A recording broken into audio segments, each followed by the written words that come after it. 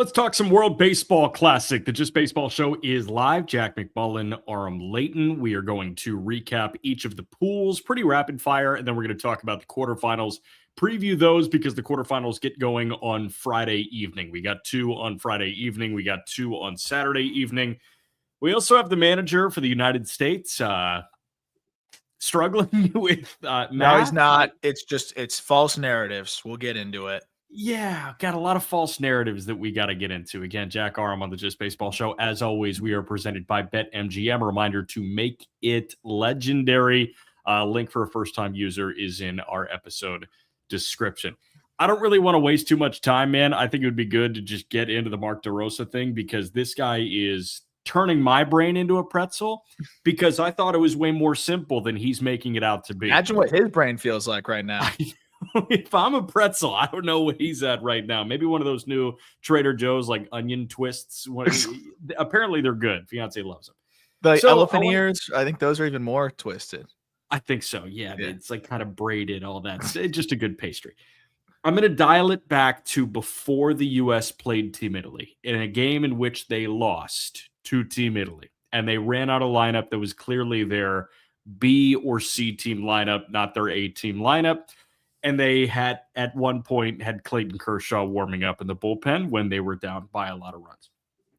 Mark Derosa, effectively, before that game, went on Hot Stove, I believe that show, and maybe MLB Central. He went on one of the shows that he's on MLB Network and pretty much said, we want to win this game, even though our ticket is punched to the quarterfinals. He was talking to Matt Vesgersian and Harold Reynolds about this. This is, again, heading into the final game of pool play for the United States, not the final game of pool play for Team Italy.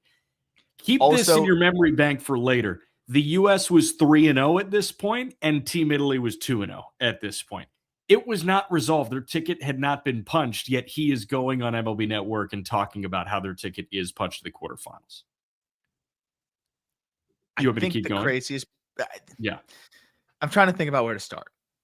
The other part is he said it's weird. Then proceeded to say we still want to win this game. I think that part is even the funniest part. Like, yeah, and then also the context of we want to get our guys off their feet too, right? Like, so it's weird. This is the exact quote. It's weird. We want to win the game, even though our ticket's punched to the quarterfinals. So now when he's saying that there's some false narratives going around and he knew that the team was 2-0 heading into that Italy game, which by the way, they were 3-0. Correct. But he knew that just doesn't line up. It just quite literally does not line up with the quotes. It doesn't line up at all. So then they play the game. They lose to Team Italy. He comes back and said, that was a miscalculation. I was just shooting the breeze with the guys. I knew we weren't in the quarterfinals. So you're already going back on the thing that you said leading into a loss to Team Italy that you just had. Right after the game, you were saying you were fully aware that you would not punch your ticket to the quarterfinals, even though you said you had punched your ticket to the quarterfinals. And then we come to today, Thursday afternoon, for his media availability leading into the quarterfinal against Team Canada. And this is where the false narratives presented. Mark Derosa said, quote, I think there's a couple of false narratives out there. I was well aware that we had to win that game based on all the scenarios that could take place. They went in 2-0. We went in 2-0. That's not true, Mark. You were 3-0, and you still didn't have your ticket punched. There are so many inconsistencies over 3 days and 3 moments that could have been resolved, and nothing happened here. This was one of the bigger managerial goofs I've ever seen in any tour, in any type of like tournament, pool play, whatever it is.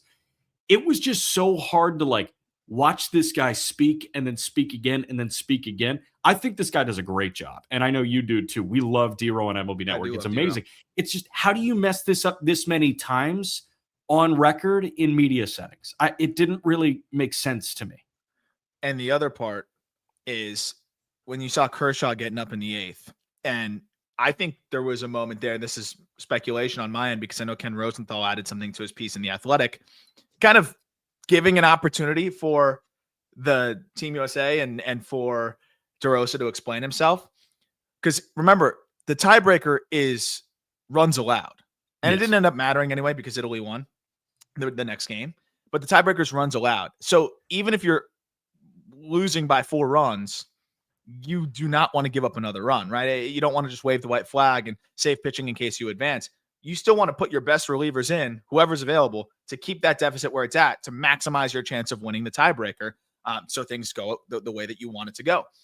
Kershaw was getting up in the 8th, and I think it's very clear that Kershaw is by far the worst player at this stage of his career on Team USA, at least worst pitcher, right? So who knows if he's gone through a throwing program this year? Honestly, when was the last time he played catch with someone that wasn't his kid?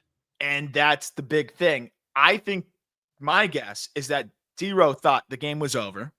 Might as well get Kershaw his inning. And then somebody went in his ear and said, we can't give up more runs. We need to maximize our opportunity here. The explanation, though, was that Clayton was a break glass in case of emergency pitcher for them. And he warmed up in the 8th because Derosa feared Italy might expand its lead beyond 8-4 after it loaded the bases against David Bednar with 1 out. And Mason Miller could not pitch more than 1 inning. And the U.S. was otherwise out of pitchers. My thing is, wouldn't you want Mason Miller to come into that mess then, at least to minimize it? And then Kershaw gets a clean, opportunity potentially, whether it's in the next inning at the start of it or with 1 or 2 outs and nobody on, presuming that your best reliever, one of your best relievers, Mason Miller, does his job. Why would you want to throw Kershaw into the shit show, have him potentially get teed off on? He might not even get an out. And then you still need Mason Miller then to bridge the gap. Wouldn't the break glass, don't you break the glass in case of emergency when you have no other option? Not when you have one more after that. So to me, this felt like another recovery of just not knowing the rules and saying, here's a way that I can justify it, right? I have the night I'm going to be asked about it in the morning. How can I justify this? And this is the way that I think they tried to justify it, because break glass for emergency means there's nobody left and you throw them in the last inning. I love that you bring up the word recovery, because that's what this was. There were just 5 or 6 cycles for Mark Derosa over the last 3-4 days of mess up, recover, mess up, recover. It was just damage control constantly with things that were misunderstood or misspoken. The miscalculation, I didn't love the word calculation in that, because he's not sitting there doing calculating. He's just the manager of the United States. Like, somebody's telling him if he is in or not. Number one, how did nobody tell him? Number 2, how did he not know? I understand that, and the U.S. is treating this a little bit differently than it feels like every other country. And I'll get into this as we continue through this podcast. They're treating this like a glorified exhibition series right now. I think at some point it's going to bite them in the rear end in this tournament, especially as we get into the knockout round. But even if they're treating it like a glorified exhibition, this is a guy that wants to be in every single open managerial conversation in Major League Baseball moving forward. This is not a fun look for him going into this. You have to have a lot of different bases covered to be a guy that is ready to take on a major league manager role. And you have to be media savvy, but you also have to have finger on the pulse of the clubhouse. And it seems like he's got both those covered. But you also have to have plan A through plan Z figured out, internalized. And if you can't do that over pool play with the best roster of players ever assembled, it's going to be really hard to convince decision makers that you are the right guy for them moving forward. Like, again, this is not an indictment on Mark Derosa, the guy in the baseball mind, because I love watching him on MLB Network. I think this guy is so sharp, and I'm excited to keep watching him for years. But if you want to be a manager, this was like the worst thing that you can do for your managerial candidacy, what he's done over the last 3 days.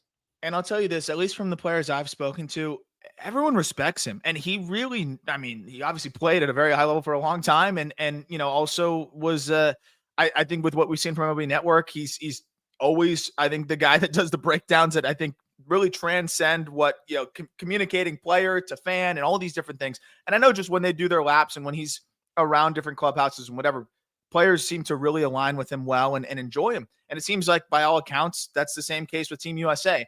What I think happened here is that he took the situation for granted, not the opportunity to be the manager. I think how good this team is, the pool that they were in, and the fact that why would you need to know the rules when you're not even expected to have to think about them, right? We're going to steamroll through this pool, and then we'll worry about everything else in the elimination rounds, right? In the quarterfinal and so on.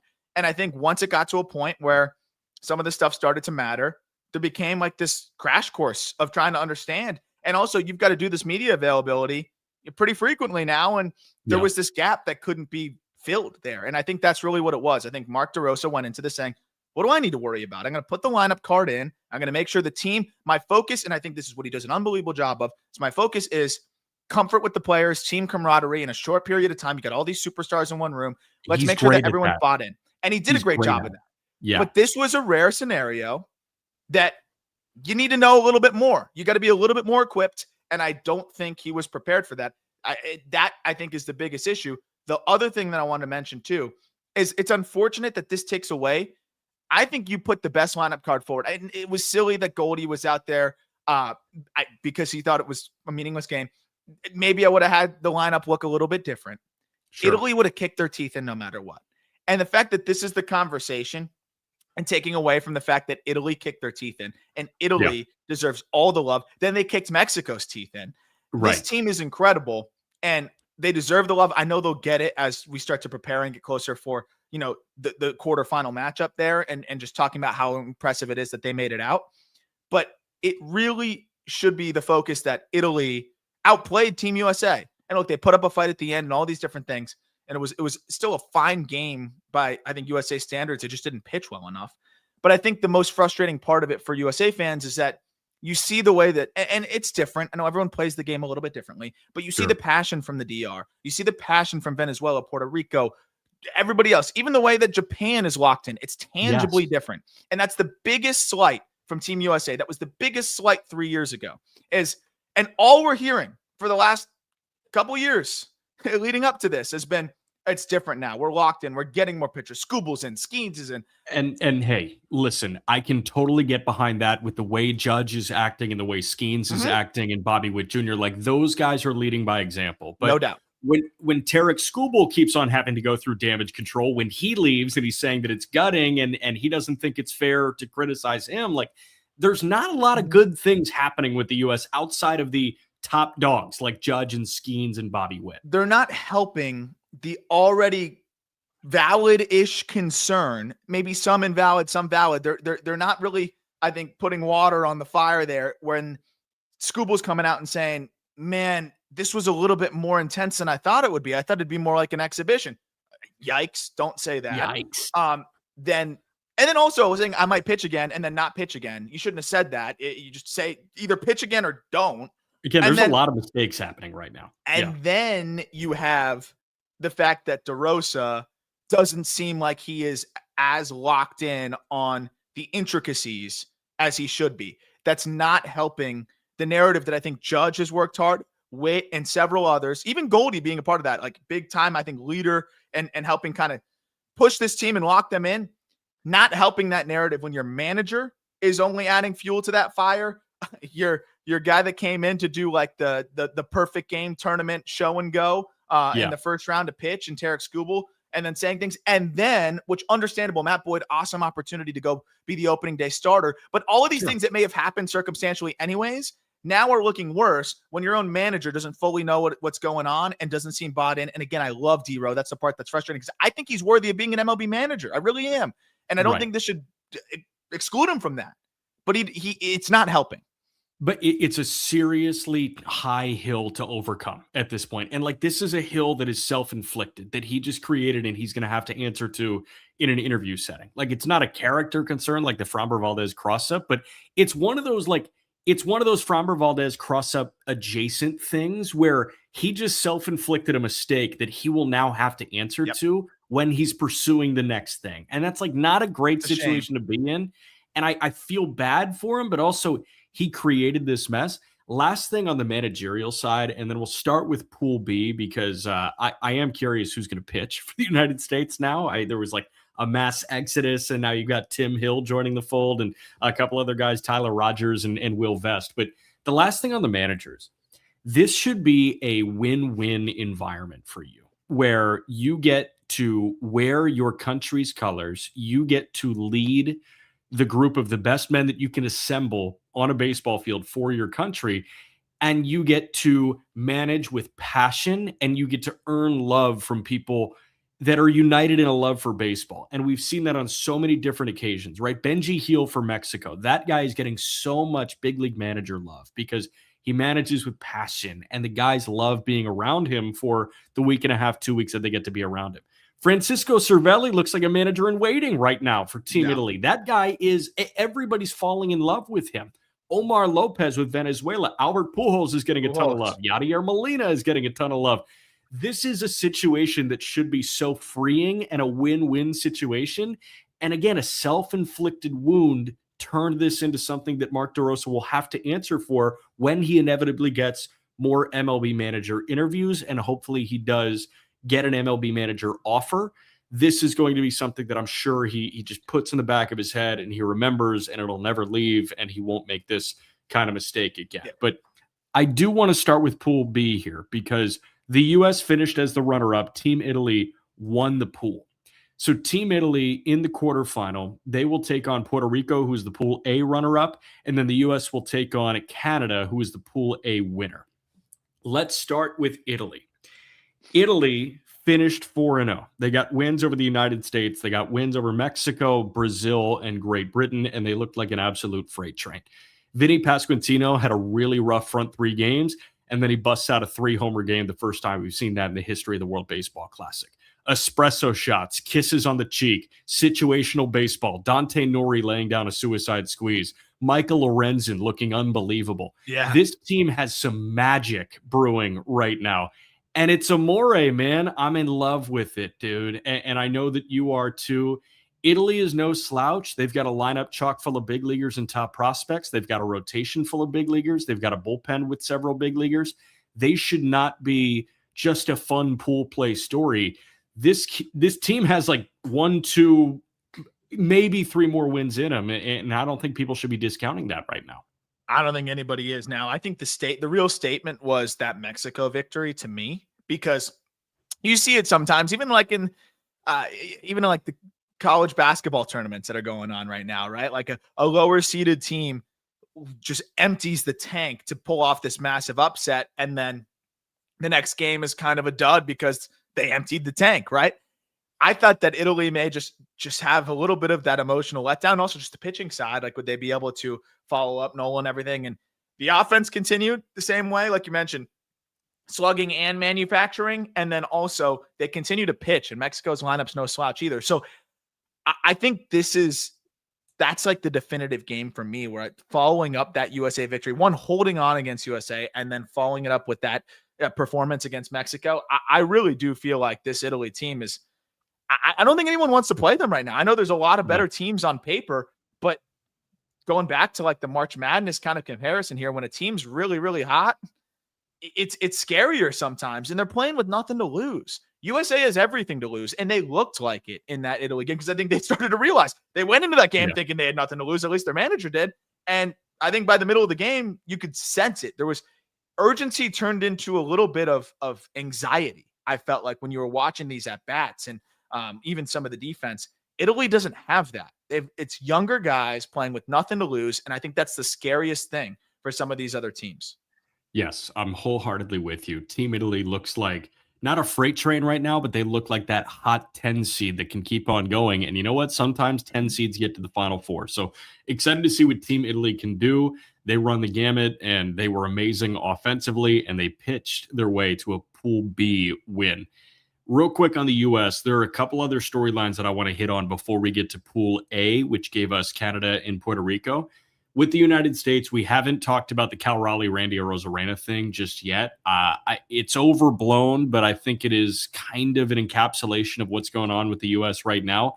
They're taking it seriously in a way that isn't being shown on field. They're not having fun. They're trying to bring their lunch pail to work and just be stoic and businesslike. It's just not working for them. I understand that that the passion of the American players in this tournament may look a little bit different than the Dominican and Venezuelan guys and even the Italian guys, but like, I don't know, man. It just looks like nobody's having fun except for Bobby Witt Jr. and Paul Skeens when he was pitching. Everybody's just playing tense, and that's a huge thing for me going forward. Again, karma stinks, and there's just a lot of negative pub around this Team USA team right now.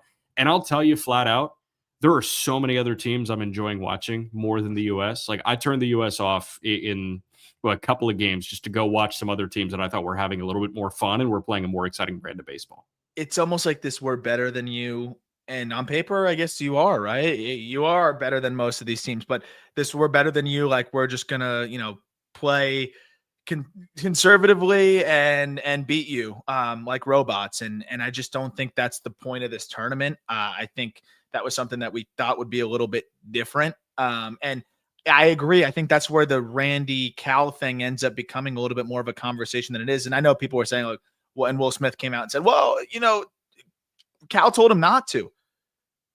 Randy does that all the time. All the time.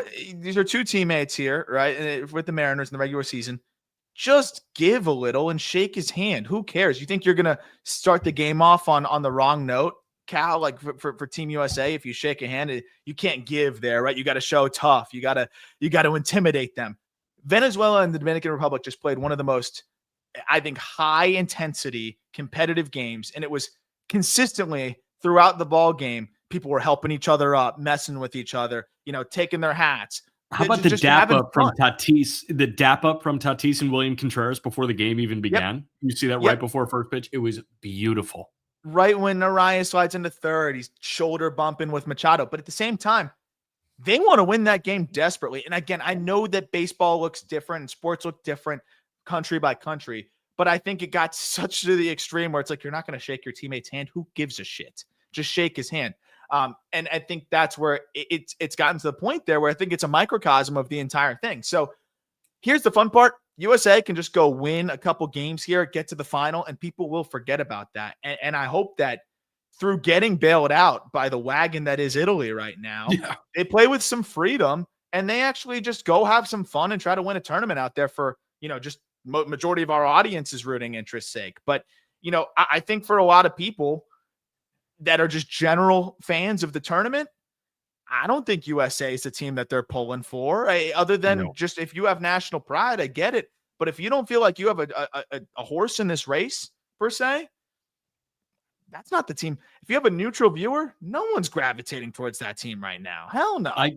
I guarantee you they're all gravitating towards the Dominican or Venezuela. Honestly, that was the most fun I've had watching a baseball game in a really long time. And Acuna and Soto exchanging the hats, and Soto trying to slap the Dominican hat on Acuna. By the way, great event at Lids at Dolphin Mall earlier today on Thursday. We did see Acuna slap on a DR hat, so he got it right. But it was just fun and back and forth, and the U.S. has absolutely none of that right now. And it's really unfortunate. One more complaint that is brought up from, and I promise I'll stop after this because I'm loving this tournament otherwise. Great mention from Nicholas in the comments. Don't forget about Harper saying WBC is not the Olympics. Yeah, you could have delivered that point without compromising the WBC and saying, WBC is great and all, but it's not the Olympics. Like, it's not even close, right? Like, you could just say, I would love to see baseball in the Olympics. It doesn't have to come at the expense of the WBC. It's like a PR nightmare for a team that only has to be together for a week. I know. How many different PR nightmare items can you have? So, yeah, I mean, I think it's something that, again, can get fixed like anything in sports with winning. But if that doesn't happen, it's going to be really interesting to see. And here's the thing is there's going to be a lot of pressure on this team because even the teams that squeaked in, and not even squeaked in, even the teams that surprisingly got in here, they're the hottest teams because no one was expecting them. So, right. And then the others are wagons. So this ain't the U.S.'s tournament to win or to lose, I should say. I don't think so. And they are not, by BetMG, on the odds-on favorite to win the tournament anymore. Really? It's Dominican Republic. And the U.S., in all likelihood, is running into the Dominican or a very hot Team Korea in the semifinals. So they got to get through Canada first. And we might as well take this moment to transition over to Pool A here because Pool A gave us Canada as the winner and Puerto Rico as the runner-up in their home pool. They played in San Juan, Puerto Rico. Rainy all pool play long, but it was a great environment. I know our Elijah Evans was down there. Canada wins the pool. Canada advances to the quarterfinals of the World Baseball Classic for the first time in the history of this tournament. It was a huge moment for Team Canada. And this is, I think, more than really any other, because Team Italy is just a bunch of guys that were born in the U.S. with Italian last names, to be honest. And like a grandparent or great-grandparent was born in Italy, and that's how it works. Canada is actually like, these are all Canadian-born guys, and I think, is the perfect embodiment of baseball becoming a more global game, that Canada is getting better and better every single time this tournament comes around. And they've got guys that are showing up. I know this is Owen Casey's second tournament, but like Otto Lopez is playing short and he looks the part for them. Their pitching has gotten a heck of a lot better. 1 through 9, their lineup seems a bit dangerous. Top performers in pool play for Team Canada. Owen Casey was 7 for 14 with 4 extra base hits and 5 driven in. Abraham Toro was 7 for 15 with 5 extra base hits. Denzel Clark drove in a couple. Otto drove in a couple. Bo Naylor, Josh Naylor each drove in a couple. And then on the mound, their standouts. James Paxton was a stud in 2 relief outings. It was 4 1/3. He K'd 8. Cal Quantrill, 5 innings of 1 unearned run baseball when they needed it. And they've got tons of big leaguers coming out of the pen. Again, Canada getting better tournament by tournament is the best thing that baseball can show you, that it's becoming a global game. Yeah, and you're seeing it in real time. I agree. And I mean, Canada's got good players off the bench even. You've got like Tyler Black not even starting every single game, and that's a guy that's going to get, more big league run for the Brewers potentially this year. Liam Hicks is not starting every game. That's a guy that was an above average big leaguer last year, and he's been in and out of the lineup. It's been really fun to see the way that they can mix and match too. And, again, Josh Naylor kind of helping lead the way there. The craziest part is they're doing this without Freddie. If not for circumstances, Freddie would have been able to play. It was personal circumstances, I believe. So if you added Freddie Freeman to this lineup as well, I mean, it's even more potent. But, if it ain't broke, don't fix it. And they've been fantastic. I think the other part has just been a little bit more pitching depth and a bunch of guys that can go out there and compete.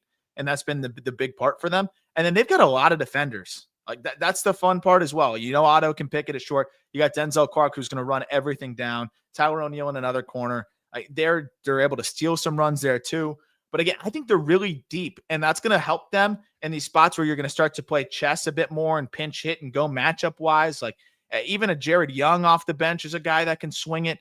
There's a lot of different players that I think can get in there and are big league quality, and that's something that hasn't been the case as much. And then I'm most excited about leverage tugboat at some point. Matt Wilkinson, he came in out of the pen, 2 outs, two punch outs. We're going to see tugboat again. And it's always better for baseball when tugboat's on the mound. The Guardian Bullpen Factory is going to give us leverage tugboat at some point, and we'll print the t-shirts at Just Baseball. And we're going to, that's one of the guys that we got to bug the MLB Players Association for. And it's like, can we make the t-shirts leverage tugboat with a silhouette of tugboat right over the top of it? I can already see the t-shirt, and I already want one, to be honest with you. Those are my 2 numbers. Big time numbers. The runner-up in Pool A was the host country, Puerto Rico. Puerto Rico, battered in terms of the insurance, battered in terms of what their roster should have been, and it isn't.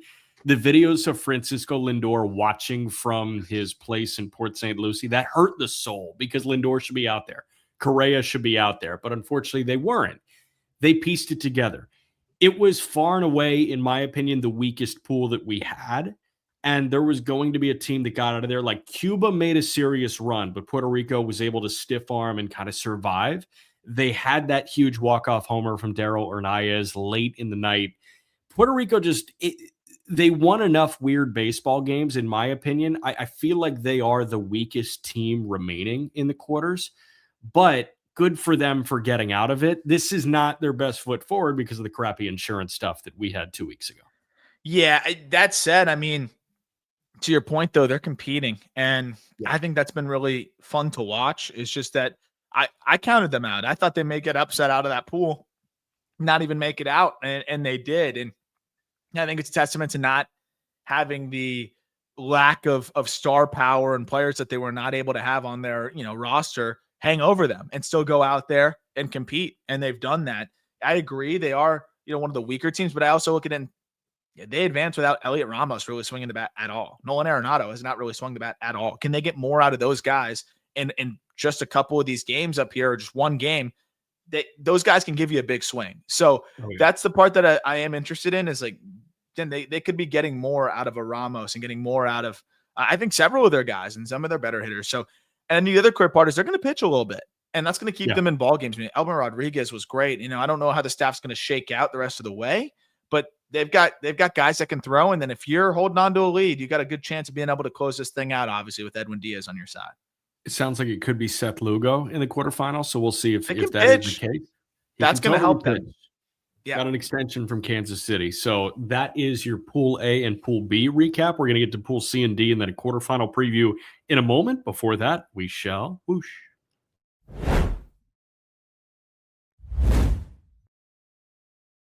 All right, let's jump into Pool C here. And Pool C obviously gave us two teams to advance to the quarterfinals. This was the pool that was in the Tokyo Dome. So the Pool C winner, Japan. The Pool C runner-up, Korea. It was such a fun math game to play way too early in the morning between Korea and Australia. Australia certainly put their best foot forward, but it's the two heavyweights that get out of Pool C and make their way to Miami for the quarterfinals on Saturday and Sunday, or on Friday and Saturday, pardon. Let's start with Japan. Japan, the point that I made with Peter earlier this week was that they had their ringers play like ringers.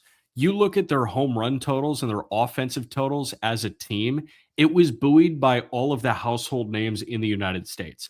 And one of the best parts about this World Baseball Classic is you learn the name of the guys that are nails in NPB, right? We learned about Shugo Maki in the 2023 World Baseball Classic. We learned about a couple other guys, Sosuke Genda, who was really good. He was 4 for 7 in his games. You learned about Kondo and some of those other guys. We saw Sasaki throw in the U.S. for the first time. We saw Yamamoto throw in the U.S. for the first time. But what pool play presented this go-around is a whole bunch of good complementary pieces. And Japan hit 8 homers, 6 of which came from Shohei Ohtani, Seiya Suzuki, and Masataka Yoshida. Munetaka Murakami hit 1 as well. So the only guys on that team with multiple homers were the 3 that are established big leaguers in Ohtani, Yoshida, and Suzuki, and Murakami got involved as well. They are going to need those guys to swing it because the difference between the 23 Team Japan and the 26 Team Japan is pitching. That rotation for Team Japan in 23 was unbelievable. It was the best version of Sasaki, Yamamoto right before he came over, Shohei Ohtani, and Yu Darvish, who was still throwing the ball exceptionally well. It's a different conversation right now where you've got Yamamoto throwing the quarters, but then Yusei Kikuchi in the semi, and we'll see what happens in the final. It's just a different caliber of pitching, but the big leaguers are swinging it like big leaguers right now. And I think their average reliever is still going to be, I think, better. Like their bottom of the bullpen guy is still going to be a little bit better than maybe a couple of the other teams that we're looking at, like a Canada or even a Puerto Rico. I think the top of the Puerto Rico bullpen's obviously great, but maybe bottoms out a little bit more. I agree. It's going to look different this time. They're going to have to bang quite a bit. And to your point, though, they can very easily do that because you might think, oh, well, Yoshida, WBC Yoshida is different. WBC Yoshida is a really productive hitter. And then, I mean, Okamoto and Murakami can get you at any time. I mean, this is a team that power-wise, they stack up with anybody for the most part. I mean, when you look at from Ohtani to Suzuki to Okamoto to Murakami to even Yoshida, it's a lot of thump in that lineup. So the thing, too, though, is that lineup can also go cold on swing and miss. So it's a boom or bust situation there that I think is going to be fun to monitor. But it's another team where if they get hot with the long ball, they can do the same. They can run it back and repeat. And I think we saw them do a little bit of everything still, though, in that pool play. Yeah, we certainly did. As it stands right now, I was just trying to map out the starting pitching moving forward. Yamamoto is going to get the quarter. Kikuchi would probably get the semi, and then Tomoyuki Shigano would get the final. Tomoyuki Shigano in a World Baseball Classic final is a little scary, but this guy also just went 4 scoreless in pool play. Now, pool play in the Tokyo Dome against an inferior opponent is a little bit different than a WBC final against a similarly ranked and similarly talented opponent. So we shall see what comes from Japan. They get to Miami with plucky Team Korea. And Korea is also missing a couple of their big boppers, but they have plenty of other irons in the fire. Tommy Edman is not part of this Team Korea anymore, but Dane Dunning got some huge outs for them. Jung-Hoo Lee is still in the fold. Shea Whitcomb hit a couple of homers in pool play. But how about this guy, Bo Young Moon? 7 for 13 with 2 doubles, 2 homers, and in 4 games, he drove in 11. Do you have anything on this guy outside of what we just saw in pool play? Because he was unbelievable in pool play. Yeah, somebody was asking about him in the Discord too after what he was doing. And, he's a guy that I think could get over at some point and, be a legitimate MLB prospect. I think you look at the year that he had, slightly above average EVs. I think he hit like 22 home runs this past season, and pretty good field to hit too. It kind of reminds me of Sung Moon Song, who just signed with the Padres. Maybe a little bit less defensively versatile, but a guy that I think could absolutely fill. He's a big league caliber player. Doing in this tournament is playing a big part in that, where I think he's got a chance here to, I think, turn a lot of heads, and I think he already has done that. This Korea team is just scrappy in a lot of ways, but this is, as you alluded to earlier, this is the team that you learn a lot more about the Japanese players as well. I think those guys get a little bit more shine. There's so many talented Korean players that, we get an opportunity to learn about and see in this setting. And Moon is again, one of the latest examples. Yep. Pitching wise, they probably do not stack up with a couple of others, but we'll get into that. Unfortunately, they're dealt the Dominican Republic in the quarterfinals, so it may be a quick conversation with Team Korea. Although, never say never. It's a single elimination baseball tournament, so who knows what could happen. Real quick, let's move over to Pool D before we give you our quarterfinal preview here. The winner of Pool D, the Dominican Republic, after getting the win on Wednesday night against Venezuela in a game that broke the sound barrier inside Lone Depot Park.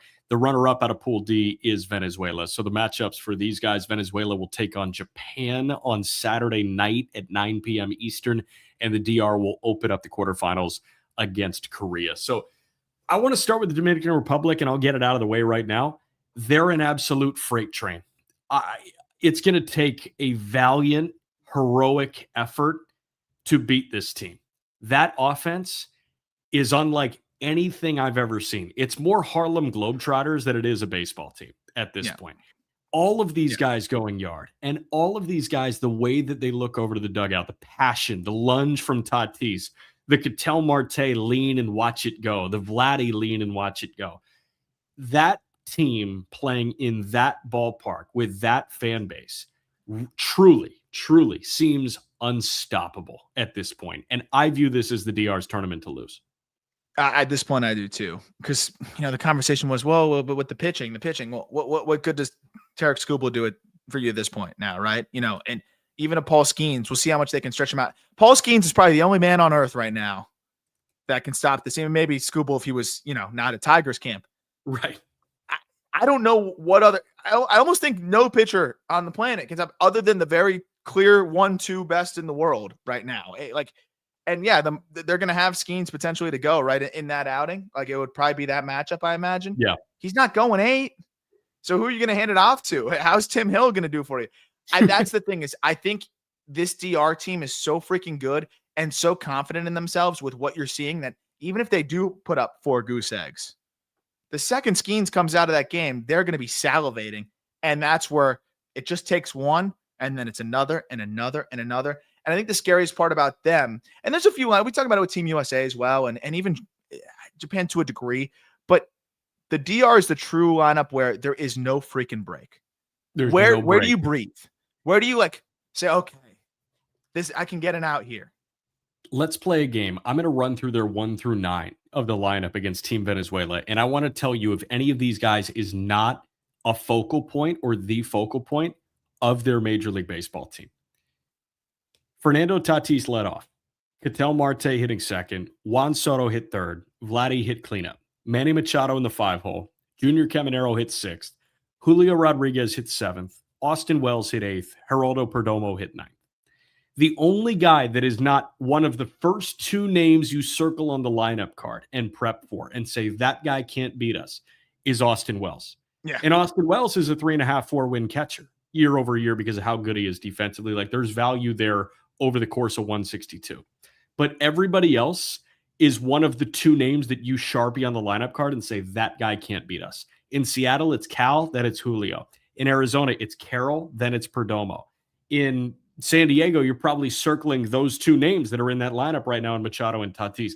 Every single guy is the one that keeps you up at night the night before you start against them in a major league setting. And you have to deal with literally all of them right now. I mean, Geraldo Perdomo was a 7-WAR player last year, hitting 9th. Yeah. Julio Rodriguez hit 7th in that lineup. 7th. You're 100% correct.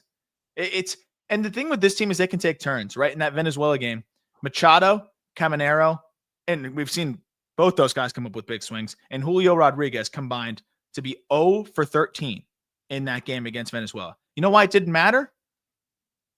1 through 4 in that lineup, all homered and all had a multi-hit game. So there's going to be maybe a game where 1 through 4 goes over, or 1 through 3 goes over. I bet you there's a very good chance that Caminero, Julio Rodriguez, and Manny Machado won't go over that game. That's where I just don't know what you do. Again, your break might be what Austin Wells and then impossible to strike out Geraldo Perdomo. That's not a break to me.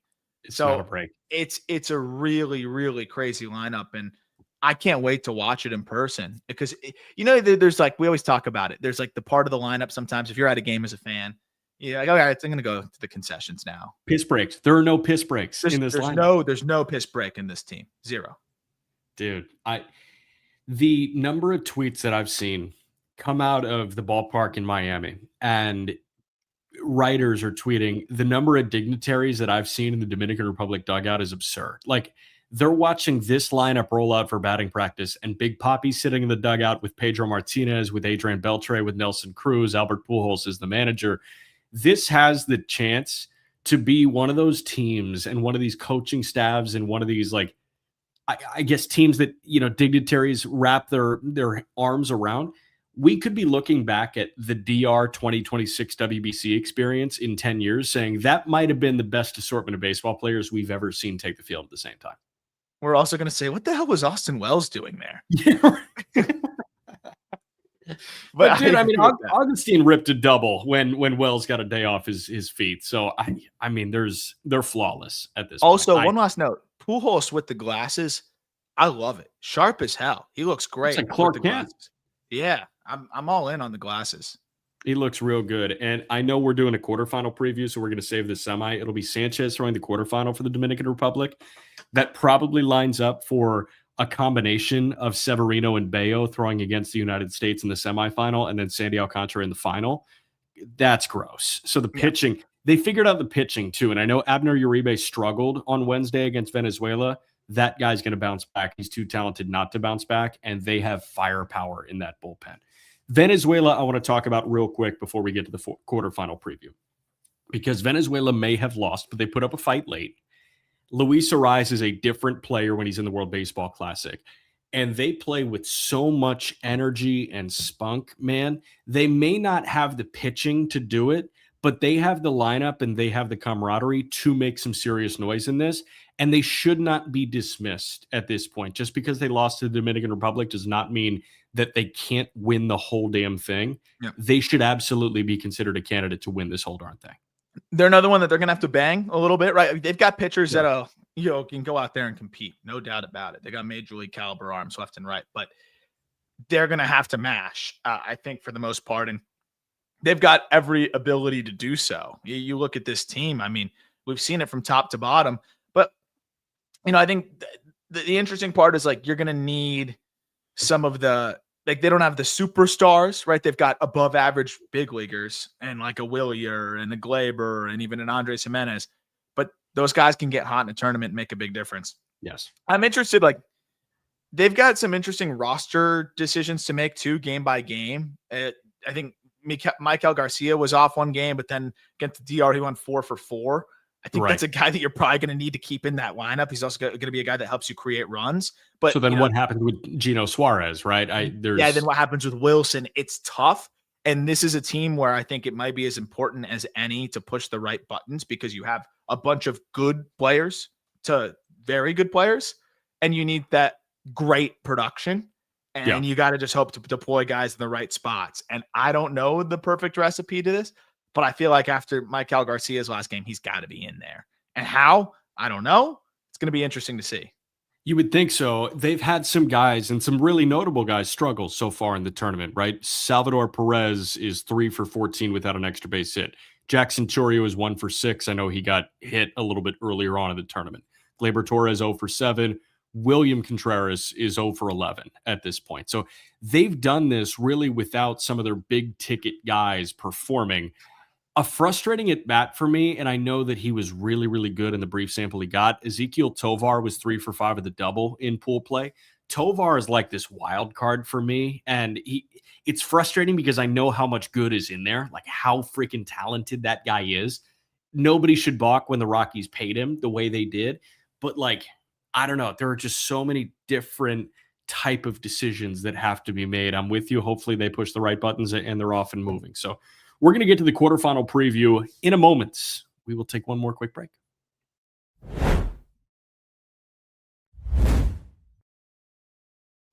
Let's jump into the quarterfinal preview to wrap up the show. It starts again on Friday afternoon, evening, however you want to call it. It's going to start at 6:30 Eastern in Miami on Friday, and then it'll follow at 8 p.m. Eastern in Houston. First game is going to be the Dominican Republic and Korea. That, again, is the Pool D winner and the Pool C runner-up. Probable starters in that one, TBD for Korea at last check. Christopher Sanchez gets the ball for the second time for the Dominican Republic. I don't want to say thanks for coming out, Korea, but thanks for coming out, Korea. This could be a continuation of the environment that we have seen at Lone Depot Park. From the Dominican fans, from the Dominican faithful, because they could, again, turn this into a home run derby and the loudest environment that we've ever seen. And it's going to be hard to get back-to-back rough outings from Christopher Sanchez. One player I do want to shout out because he's a special talent, and I think people want to, know when they're seeing that, is Do Young Kim. Okay. And he's a player that banged up last year. So we didn't get to really see a full 2025. It's honestly kind of been banged up. Yeah, in 2025, he only played about 30 games. In 2024, Do Young Kim put up some, and by the way, he's 22 years old for the entirety of this upcoming season. So in his age 20 season, put up an OPS over 1,000, hit nearly 40 homers, and just for the peripherals, hard hit rate of 56%, EV90 of 107. I went down the rabbit hole of his about a year ago, maybe even a little bit more, and I was mesmerized by the swing. Again, coming off of a little bit of a banged up year, but I'm excited to see what this guy can do. I know it's just one game, but this is a player that has, the potential to be a big ticket signing coming over, like Jung-Hoo Lee type of big ticket guy once the time comes to come over here. And, just a guy he's not a guy that you want to take your piss break during when he's hitting. And sometimes you may not know who in the South Korea lineup that is worth watching. This is a guy that you definitely want to lock in on, and quietly has had actually a pretty good tournament, all things considered. And again, Bo Kyung Moon, another guy that fits that criteria. Podcast P cooking in our private chat. Bo Kyung Moon has put 12 balls in play so far this tournament. 11 of the 12 have been hard hit, so 95 plus for him. The other thing that is a little scary about Korea is Jung-Hoo Lee has really not gotten going so far in pool play, and Hae-Sung Kim, the Dodger utility guy, has really not gotten going so far in pool play. So those guys can be scary, but again, I just think there's too much firepower for the Dominican. 100%. I think they can be pesky, though. I don't think they're going to go down easy. I think this is going to be a game that stays a little bit tight, and then I think eventually just, they get worn down. Let's do score predictions for each of these. So I'll give you the Dominican. Sanchez with a decent start. They might get to one or two of the relievers in the DR bullpen. I'm going to go 8-4 DR. I think this is going to be sneaky, lower scoring. I'll go, but they hang in there and then late they tack it on. I'll go 6-2 DR. Okay, cool. So we're both thinking a Dominican Republic difference by 4. Next game that we got to talk about, this is, again, 8 p.m. Eastern between the U.S. and Canada. We have probable starters for both of them. Logan Webb gets the ball for the United States for the second time. Michael Soroka gets the ball for the Canadians. So Webb and Soroka in Houston at 8 p.m. Eastern on Friday. It's going to be a fun game to watch. The U.S. may play a little tight. Canada will probably, hopefully, be playing with nothing to lose. Probably be playing with a little tension early. I don't know. That's the big thing for me. Is Soroka going to be tense at the outset? Is that Canadian lineup going to be tense at the outset? And I feel like the answer is probably going to be yes. The question is just to what degree.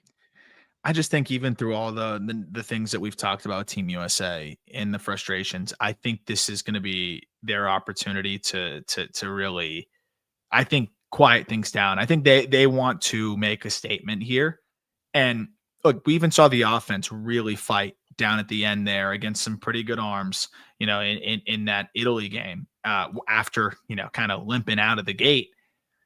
Not nearly as good of arms. I don't think that they're going to be seeing here. I think they're going to beat them up offensively. Now, I do think Canada is going to be pesky and put up some runs, but I think this is going to be a statement U.S. game. What I'm concerned about is after that, right? Yeah. But I think this is going to be one where the bats are they're just too good. PCA being locked in like he is right now, we haven't even really seen, some of the other guys really pick up offensively, and I think they will.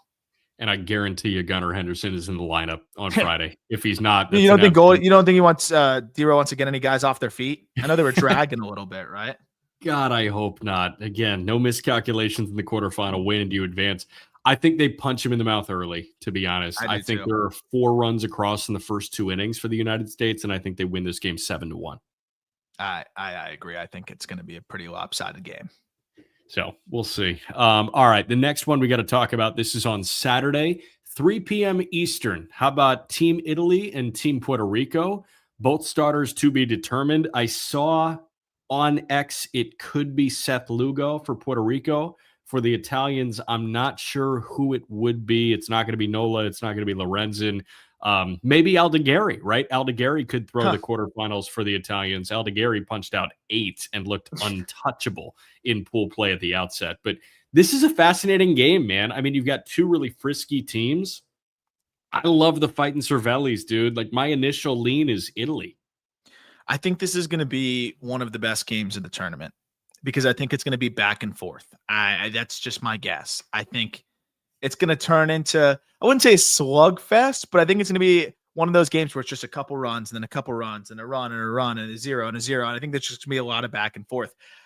The thing that concerns me with Italy is like, how much can you get out of Aldegheri, right? He went 4 2/3 of 8K shutout ball against Brazil. And, Brazil's a little bit different, I think. Here, Lucas Ramirez is generational. Yeah, his cards are up 1,500%. I think I sent you that post earlier today. Crazy. That's the worst investment you'll ever make. Just and nothing against Lucas Ramirez. That's crazy. I go back and forth here though, because I think Puerto Rico has the pitching here to slow Italy down. It's just one game, right? But at the same time, they are so hot and playing with nothing to lose. I really don't know. I think this is as much of a toss-up game as you got. I feel like an Italy pick is chalk.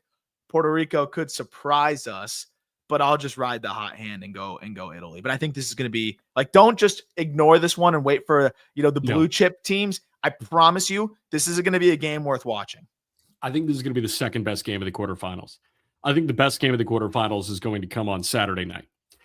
It'll be Japan and Yoshinobu Yamamoto against Venezuela and Ranger Suarez at 9 p.m. in Miami. The Venezuelan crowd is going to be crazy. If 2023 is any indication, people are flying over from Japan right now to be at this ball game on Saturday night at Lone Depot Park. This environment will be underratedly crazy. And the fact that we get Yamamoto and Ranger in this game is baseball theater. The big one here is pitch count for both of these guys. Instead of 65, it's probably going to be about 80 pitches for Ranger Suarez and Yoshinobu Yamamoto. And these are 2 guys that can maximize 80 pitches. Why can't Ranger Suarez get an out in the 7th inning with 80 pitches? Why can't Yamamoto get an out in the 7th inning with 80 pitches? I don't know if they're going to do it. Obviously, the Red Sox and the Dodgers will have some say in this, but I would not be surprised to see both these guys go 6. I think this could be very low scoring, and get your popcorn ready for this pitching matchup against these huge, big bopping lineups. I think it's going to go one way or another with Ranger, and I think he's going to be aggressive. He's going to attack the zone, knowing that he needs to be economical. And is he going to get hit hard because he's leaving it up a little bit, or is he going to get a lot of early count ground outs? And if he does, that's where I think we see him roll deeper. And I think it's going to be a similar, just looking different type of story with Yamamoto. I totally agree. I think it's going to be aggressive pitching from both sides to try to get as deep into this outing as they can. I could see it go bombs away against Ranger. I think with Yamamoto, he's going to throw well, and it's just going to be whether they can get to the bullpen of Japan after that. I think there's no in between with Ranger. I think it's either bombs away or he gets a lot of guys to get themselves out early, flies, you blink, it's the 5th inning, 6th inning, and all of a sudden he's giving them enough length where they can bridge it to the back of that bullpen. This, I agree, is going to be either really low scoring and close, or it's a Japan onslaught. If it's low scoring and close, I like Venezuela. If it's an onslaught, I like Japan. I think it's more likely that they're eventually going to second or third time through, probably only second time through, get to Ranger a little bit. Interesting. Okay, I think Ranger can get through them twice, and I think that you can go to a whole bunch of fireballers in that bullpen. That Venezuela bullpen is loaded up, man, and they don't have to go to Antonio Senzatella this go around. Like, they can go Ranger Suarez to Daniel Palencia, and that is a punch to the teeth right there when you go from Ranger from the left side to 102 from Daniel Palencia. I'm pulling my upset card here because I do think that the map is there for Venezuela to win the entire thing. I'm going to go 3-2 Venezuela. I think Ranger throws his ass off, and this is going to be a very tight game. Venezuela plates a run in the 8th or 9th, and we sit at 2-2 for a while. But they late put a third run up, and that's all that Venezuelan bullpen needs. So I go 3-2 Venezuela. I'm happy either way. This is one of those where it's like this. I wish both teams could advance. Just to put in perspective too, because I was saying, how much of an upset is it? I believe, I don't know if you have the odds for MGM up, but I do not. I believe it's going to be pretty close to like a 400 point difference, meaning like I believe it's about plus 800 for Venezuela to win it all versus like 450 for Japan. We can double check that with our friends at BetMGM, but I believe that is the updated odds I'm looking. Yeah, so it's plus 900 for Venezuela, plus 425 to win it all for Japan. Puts in perspective, that would be a pretty significant upset. Yeah. So I am pulling the upset card here. Do you see an upset brewing or no way? You feel like Japan? No, I can see it. I absolutely could see it because if Ranger gives them enough length, which is what, as you mentioned, the map is there, right, with the bullpen. If Ranger's getting guys out quick and he's the type of guy that can do that, I could see it starting to snowball and frustration starting to snowball on Japan. And again, they kind of need the homers. So you're going to try to ambush, try to make something big happen. You're not going to manufacture as much as maybe some of the other teams that we've seen from Japan in the past. And all of a sudden you're getting yourself out at a fast clip and they can hand it to the leverage guys in the bullpen. I think this is another one of those very clear toss-up type of games, despite the discrepancy in odds in terms of winning it all. So again, my 4 teams that I've got advancing, I've got the Dominican Republic beating Korea. I've got the United States beating Canada. I've got Italy beating Puerto Rico, and I've got Venezuela beating Japan. Can you give me yours real quick? You've got the DR, US. Who'd you have again in Italy, Puerto Rico? Italy, Puerto Rico. I'm going to go Puerto Rico upset. Okay. I'm going to go Puerto Rico upset. I think a big swing from Elliot Ramos. He finally wakes up, and maybe Arenado gets in on the party a little bit as well. But the rest is probably going to be pretty chalk for me. USA versus DR is the one that have we given that prediction yet? No. We're going to hold. Sorry, which other prediction were you asking me for? I was asking you for Japan, Venezuela. It seems like you're going Japan by like. I'm going Japan. Okay. I think they finally get through with a big swing, and it's like a 3-run homer. Cool. Peyton, 4 games, 4 winners. You go. If you want to give us score predictions, that's fine too. Apologize for not being clean shaven. It's rare to see me like this. This is a 1 of 1. You look fine. Thank you. I'm going to pull my upset card with Japan, Venezuela as well. Yes. I was saying this before the tournament. Obviously, it didn't look as well based on the way his one start looked, and while Japan are hitting them well this tournament, I like the lefty versus the Japanese lineup, especially a lefty like Ranger Suarez with big game pedigree. Remember what Patrick Sandoval did to that lineup last time in the 2023. And Japan, I like the style for the Venezuela, like the Latin American team, the way they, these Venezuela and Dominican Republic have been playing with the Ball energy. game in Miami too. Fan base in Miami against Japan, who's been playing in, Tokyo, obviously. And I think I really like Venezuela just getting off to a hot start, maybe popping a 3-run shot off of Yamamoto, perhaps, and just riding that to a win. All right. Puerto Rico, I'll go with that. Cool. So say it again. Puerto Rico, Italy. This is a tough one as well, because basically it's the best pitching team in this tournament from like a run prevention standpoint versus like, the best offensive team who are, played their games in the Western Hemisphere. And I think I'm going to go with Italy. Okay. I just don't know if Puerto Rico has the offense to get it done. I understand. Okay. I'm going USA over Canada. I'm just like, even though I have a lot I could say about Team USA, I guess a lot of it's more personal problems in the sense that I just hate the way they're carrying themselves. Yeah. It's still Judge. It's still Witt. It's still Schwarber. Right. Like, even though they're very annoying to watch, they've hung 5 runs in every game, at least. Yeah. The offense is still clicking. I think they handle Canada. If they don't, we're going to have some tough conversations about American baseball. That's when like the cowards of the world hop into the World Baseball Classic. If we lose that's going to be awesome. That's going to be awesome. And then lastly, DR Korea. DR Korea. I love Team Korea. I think, even though, I'm going Dominican Republic. Let's get that out of the way. You have to. I think this game is going to be a bit tighter than people suspect. What do you mean by that? I just think the Korean offense has so much firepower. If you look at the quality of contact, these guys were popping as many 110s as anyone outside of the Dominican Republic. Bo Gwang Moon has a 91% hard hit rate. They hit the ball very hard. The offense has a lot of firepower. They gave Japan their hardest matchup. They went up 3-0 early and couldn't hold them.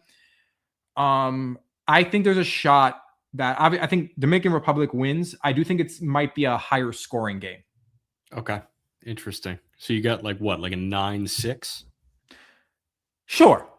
I think Dominican Republic wins somewhat soundly, but I think there's just like the ERA, the box score might get ugly. I understand. I do love the left-handed point. It's got me second guessing a little bit as well. The left-handed point of, what Ranger could bring against Japan. Because, they've got a couple righties in there, but that's it. They've got a couple righties in there. It's going to be very important for Okamoto and Seiya to make it happen. But that's one, again, where the game can start going quickly when all of your lefties are rolling over in 0-1, 1-0 counts and the game goes quick. So that's going to be the big thing is, can the righties help, to compensate, or can a lefty break through and be able to put up some numbers? But a lot of these guys have some splits, and Rangers had a sub 600 OPS against left-handed hitters last year. So it's definitely not the ideal matchup for Japan. I'll say that. We shall see. Yeah, I will say, Japan has been hitting left-handed pitchers very well this tournament. However, it's not Ranger Suarez. Right. Ranger's a different caliber. And for context, small sample, Ohtani's 1-for-5 versus Ranger in his career, 2 Ks. And I guess Seiya's seen him well, but outside of that, Masataka's not seen him. The rest of the team hasn't seen Ranger Suarez, to my knowledge, unless they faced in a previous thing, hasn't seen him. And that's, it's Ranger Suarez. It's not just some random lefty. Exactly. We shall see what happens. A reminder, Jesus Luzardo is in the designated pitcher pool for Venezuela. So there is a world that Luzardo could make an appearance for them in the semifinal, or maybe a little bit deeper in the final if they were to get there. But that's our quarterfinal preview. Again, folks, hope you really enjoy it. It starts on Friday evening. The quarterfinals continue through Saturday late night in Miami, and then the first semifinal is on Sunday. We'll give you a podcast episode likely on Sunday before the semifinals begin. So anything else from either of you guys, or just happy World Baseball Classicing? I'm pumped. I'm excited to just attempting to give predictions made me even more excited, because it made me realize I have no freaking clue what's going to go on, and that makes Oh, it's baseball. impossible. We never actually know, but this is the most we don't know, and I Yeah. think that's what makes me so excited for this tournament. And folks, if you see us in Miami, all three of us are going to be milling about the ballpark. Please be sure to stop us and say hello. Yes, I think please. all of us are going to be wearing Just Baseball branded stuff. I'm even going to be wearing a hat. So Peter can't Jack's give gonna be me wearing any Just shit. Baseball merch. That's huge. Yeah, I went to the Lids event with Acuna today, and I forgot to wear my hat, so that was unfortunate. But I got to get new polos, man. I like these things called carbs, and polos that I received 4 years ago are really tough to fit now. So that's my issue. Thank you, Tony HVAC, too. Hit that like button on your way out, people. Agree. Drop a 5-star review. Get your merch. And again, say hey to us if you are at Lone Depot Park. We'll be milling about and would love to meet you real quick. For Peyton, for Aram, I'm Jack. So long. Enjoy the WBC quarterfinals. We will talk to you very soon. Maybe even a live reaction. We'll see what happens. Enjoy the weekend.